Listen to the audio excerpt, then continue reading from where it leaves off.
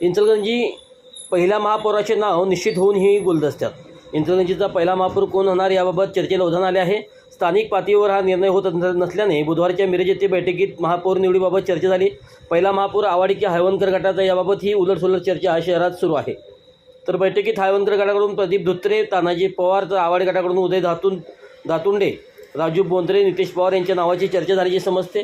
महापौरपदाच्या नावावरून नाराजी नाट्य होऊ नये यासाठी मंत्री चंद्रकांत पाटील हे शुक्रवार दिनांक 6 रोजी महापौरांच्या नावाची घोषणा केल्यानंतर त्याच दिवशी अर्ज दाखल होणार आहेत. महापौरपदासाठी अनुभवी की तरुण चेहरा याबाबत तर्कवितर्क लढवले जात होते. आमदार राहुल आवाडे यांची तरुण चेहऱ्याला पसंती असल्याने संकेत मिळत आहेत. त्यामुळे तरुण चेहऱ्याला पहिला महापौर होण्याची संधी मिळणार अशी चर्चा राजकीय वर्तुळात होती. त्यानंतर आवाडी व हायवनकर गटाकडून नवीन चेहऱ्याने महापौरपदासाठी फिल्डिंग लावण्यास सुरुवात केली. मात्र स्थानिक पातळीवर एका नावावर शिक्कामोर्तब होत नसल्याने महापौर निवडीचा निर्णय वरिष्ठ पातळीवरून घेण्याचे ठरले.